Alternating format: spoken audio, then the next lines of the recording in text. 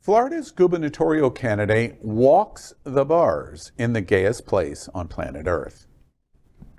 Nikki Fried, I am on my 5th day of the bus tour and ending it tonight at Wilton Manors. My home, my love, the people here. I will always be the strongest advocate for LGBTQ plus community. And so coming around here, seeing all the love, all the support, I will be here not only as your Commissioner of Agriculture, but as your next governor. You will have, for the first time, an ally in the governor's office because this divisiveness, this hatred has got to end. So I'm excited to end my 5th day here in Wilton Manors with my Dolphin Dems and lots of love all over Wilton Manors. Well, in the past week, Florida gubernatorial candidate Nikki Fried has been on her hashtag Something New bus tour, meeting the community in her hopes to be Florida's first female governor. On Saturday, in a historic first, she became one of the first candidates to ever embrace the LGBTQ community where they are, in gay bars on Wilton Drive. She walked up and down the drive meeting voters in their favorite bars, clubs, and restaurants.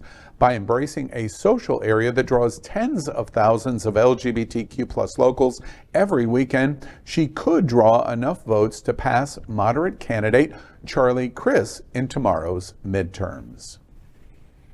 I love this. Like, I love so many parts of this. Okay, just the fact that like she was on Wilton Drive hanging out with our people, asking them what was on their mind. Right. You know, she didn't have a bunch of security. She was just out there shaking hands. I get it. You know, as a politician, we expect the whole shaking hands and kissing babies, right? Or kissing hands and not shaking babies. That's not. But she was in it, and like, you know, I got to walk with her over in Miami for when we were, you know, when Roe versus Wade got overturned, and you know, she is very, very committed to women's issues, to LGBTQ plus issues. I mean, she's on it, and this proves her commitment to our community, I think.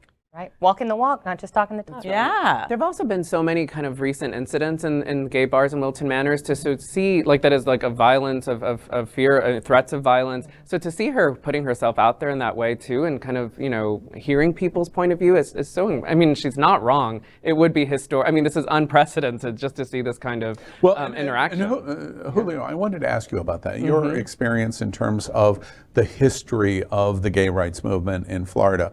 I imagine there has been no time where we've seen some kind of embracement like this, where they actually start a gubernatorial candidate, a major gubernatorial candidate, starts in a gay bar and then walks to gay bar and walks to gay bar and walks to gay restaurant and walks to gay shop and walks to gay bar ever. We've had, I mean, if you look at the history of Florida, so much anti-gay legislation has started at the governor's office, right? Like it's, I mean, it also started at the local level often, but it was often, you know, at the gubernatorial space, right? Like the Johns Committee from the 60s and 70s, I mean, like in the 50s, and this is, you know, where they fired professors and students, they put them in, you know, it got students kicked out of their you know, their universities. This was all starting at the governor's level and at the legislative level too.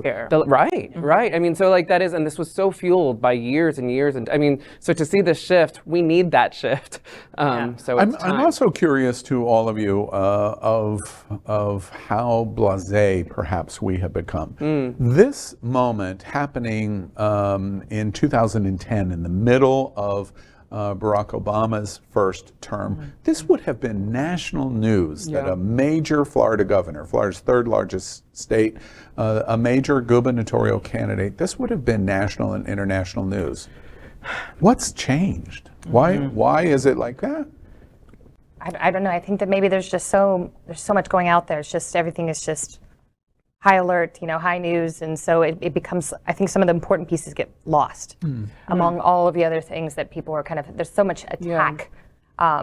You know, media out there right now that it's just some of the really great stuff that's something that's really important is just getting lost in the shuffle. You know, I just think, I mean, people are scared of DeSantis. I think that people are living in constant fear of this horrible, horrible human being. So they're afraid to speak. They're afraid to shine their light. They're afraid to be their true, authentic self because of this goon who is running our state right now.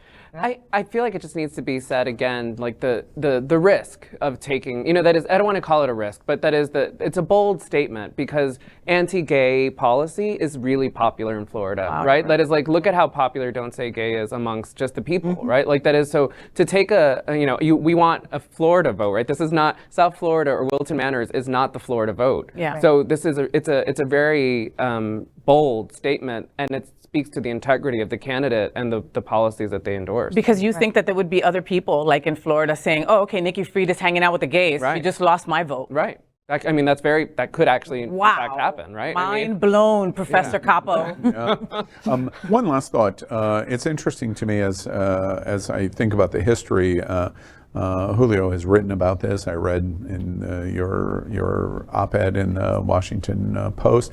It's interesting to me. You know who never did what Vicky Fried did on Saturday night? Anita Bryant never did it. Anita Bryant would never come into a community like Wilton Manors. And then once you start to ask that question, you know who else has never done that? We have 2 Florida senators that have never stepped foot in the city of Wilton Manors, ever. And that reason why. You know who else has never stepped foot in Wilton Who else, Manors? Al? It's called the current governor of the state of Florida. It's not only a reflection of I want what I want and I'm a bully to get what I want. I don't want you. Don't exist. Have no visibility. The shock to me is, I applaud the gubernatorial candidate Nikki Fried for doing this. I just think it is such an embracement for community that I hope the LGBTQ community all across Florida is listening to, because it's not something that everybody would do. That's the point. And Nikki Fried, you have incredible eyebrows. If nobody told you that today, Fay What just did. All right. LGBTQ plus news is vital for our community and for the broader world as a whole. We have enough enemies at Fox News. Tucker, Sean, and Laura are loud. We need passionate allies. Happening Out Television Network, Queer News Tonight, and It's Happening Out are literally out of the closet and into the headlines. Our community needs your support. Like this broadcast and subscribe now to ensure the growth of the entire LGBTQ plus community.